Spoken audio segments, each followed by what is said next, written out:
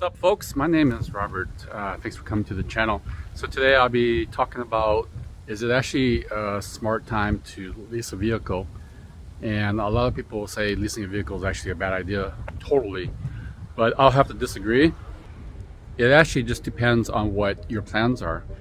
Leasing a vehicle is basically renting or renting to own. And the reason why you would do that is you don't plan on keeping your vehicle long term. So you're going to keep it short term, usually within the warranty period or shorter than that. So most leases start off about 24 months and they could go really high, like 72 months, which is a really bad idea. But an average lease is about 36 months, 3 years. And again, the advantage before all this pandemic stuff and supply chain issues came up was that you can get a lower payment, not put a big down payment. You never want to put a big down payment on the lease anyways. And you could just turn in when you're over with it. The caveats were keeping your mileage down, keeping it clean. Some people would think you can't modify a leased vehicle, which is not true. You just got to put it back that looks stock. But that's a different story. The question came up because someone asked me when I picked up my wife's 2022 Volkswagen Atlas and said, "Hey Rob, did you lease the vehicle?" And I said no. I said it's a really bad time. So I point out a couple of reasons why. One, interest rates are higher. So unfortunately, because the interest rates being higher, you're going to pay more, right? So usually when you lease a vehicle, what you're paying is a difference between the price of the vehicle negotiated, the residual value of this vehicle, that difference, plus interest, plus your local sales use tax. Now, because of supply chain issues, it's really hard to get a great deal on a new car. Even a used car is worse too. So if you're lucky, MSRP is the best plan. Now, the next thing is residual value. If you're not getting MSRP and they calculate a residual value, again, you're paying that difference, and that difference could be a lot.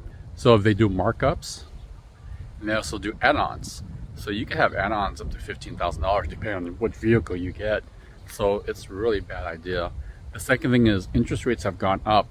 So there's not really any savings on interest rates. So now you're going to pay higher interest rates plus higher value or residual value difference on your leased vehicle. Now, there's ways to reduce your payment, but really it's a bad idea. Again, one is down payments, bigger down payment for a drive off. But that's not the point of doing a lease. You're basically using the vehicle for a short period of time. So for you dumping more money into the vehicle, it's really a bad idea. The other thing too is getting out of the lease. So when you're in a lease, if you do it too soon, you could be upside down. Upside down means you owe more money than what it's worth. So that's equity. So you can have equity on a lease. We actually did that in my mom's Alfa Romeo. The values of used cars went up so high. My mom's Alfa Romeo actually came out as a pretty good deal for us. We actually came up on it. However, that was because I had big discounts. Again, there's no big discounts on this vehicle right now. So going back as far as equity, you will not have any equity getting rid of your car. And speaking of that, a lot of the lessees, is it lessees or lessors? A lot of the lessors, which is what the bank is, they're not letting you trade in your vehicles unless you go directly to the same company. If I lease this Volkswagen, I could turn it into Volkswagen. If I got a Mercedes, I could take it back to Mercedes. However, so this is more examples. This is actually a CarMax advertisement saying these are the following companies they can't even deal with. It's getting more and more complicated to do a buyout through a leasing situation contract. So it's best to finance it, or you're just gonna have to suck it up. If you take it back to these direct dealers, the only way to get out of this is to go ahead and pay it off. You could refinance the lease, but it's gonna cost you more money. Then you could get some equity on it. So it's kind of a gamble, but that'd be the only way to really, truly work your way around the situation. that's what the lease companies are doing as far as locking things in. Tesla, for example, Tesla is now allowing you to even buy off your lease. So other leases, you can at least buy it off, get the title, and then sell it to a company, Carvana or CarMax or whatever. But Tesla's not. Tesla knows that people want a Tesla, and you're not going to be able to do anything with that lease. Basically, you have to return it to Tesla. So turning it in early is not worthwhile on that, and most people are not going to turn in the Tesla anyways because they want a Tesla. Again, going over why it's bad to lease right now.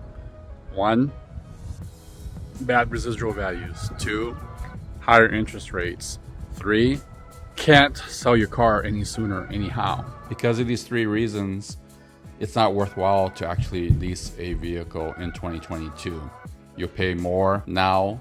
Unless you have to, I would probably finance a vehicle, which we did here, to get a new car. And that'll be a different video if it's a good idea to buy a car right now in 2022 with all the issues we've got going on.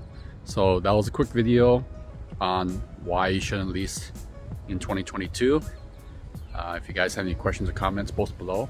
Thanks for coming to the channel. Peace out.